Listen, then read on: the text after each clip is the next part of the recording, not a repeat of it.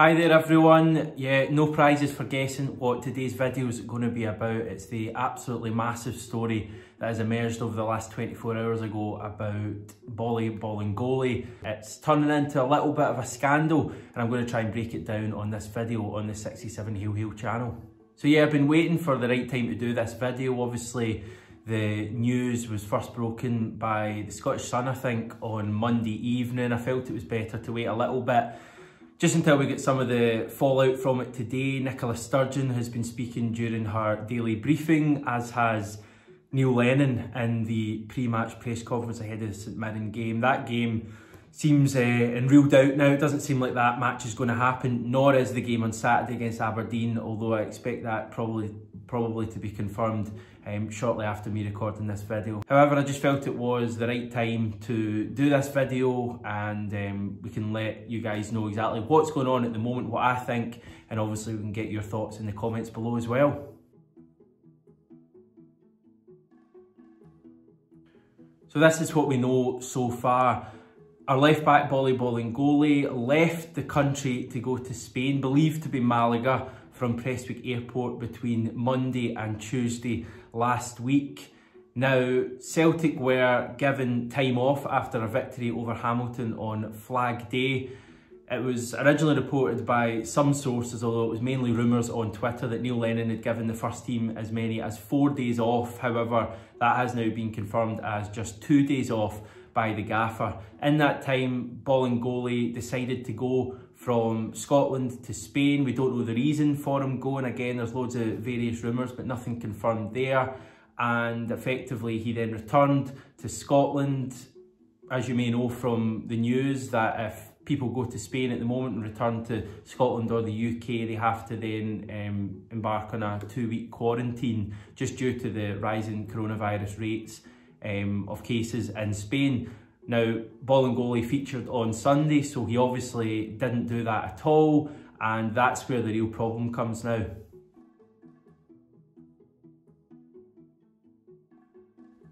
Now, Nicola Sturgeon has already given her media press conference today. She didn't actually speak about it, nor did Clinical Director Jason Leach during his actual speech, but then the first, I think, 3 or 4 questions were dominated by Scottish football and Bolingoli in particular. Sturgeon used the football metaphor and said that she was effectively giving Scottish football a yellow card now, and the next time it would be red. Whatever that means is open to people's interpretations, but effectively it would mean a suspension or even possible cancellation of the Scottish football season. Massively serious stuff going on there.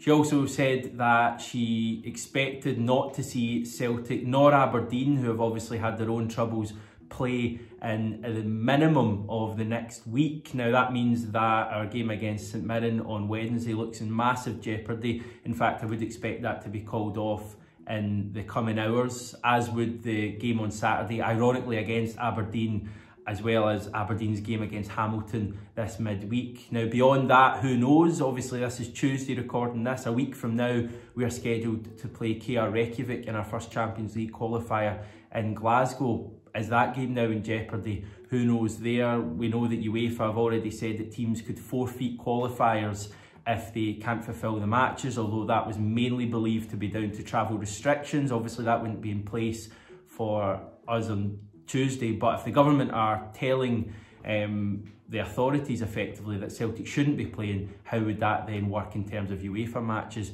It's just a real mess, and the sad thing is that it's all been caused by one guy's actions in going to Spain. Completely irresponsible, rash, just daft, whatever word you want to use to describe it. Boli Bolingoli's put us in a hell of a mess right now.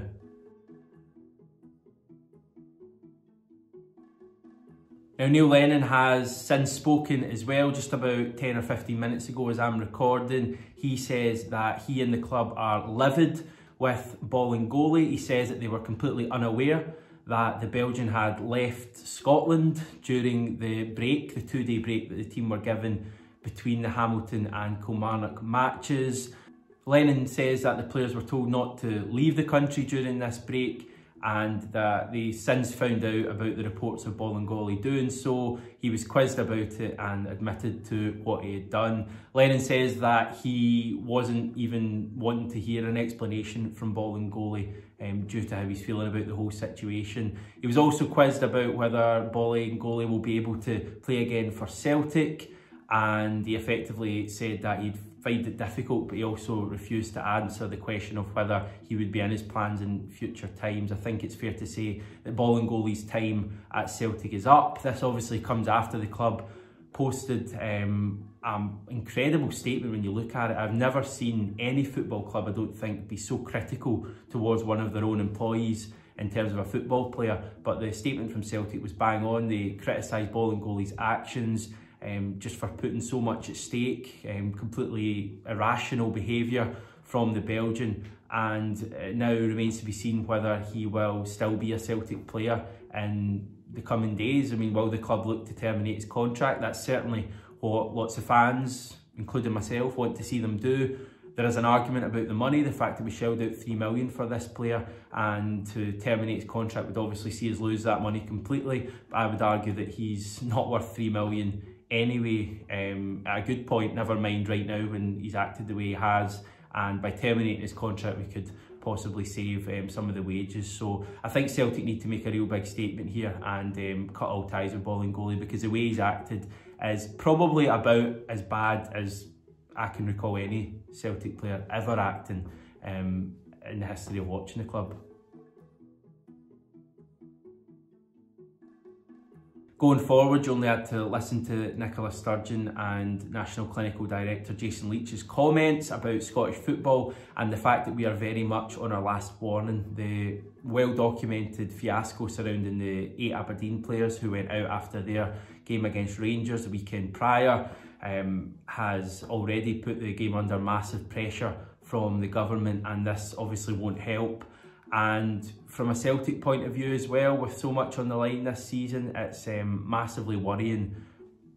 This is without the possibility of a second spike that's been massively predicted in the winter. We'll have loads and loads of matches to play as it is. I read something online saying that if we make it to the group stage of either the Europa League or the Champions League and the semi-finals or quarter-finals of the Betfred Cup, our next free midweek to fit in the St Mirren game or the Aberdeen game is in January. So that gives you an idea of the massive task that we have to win matches this season and fit all these games in before the end of the season.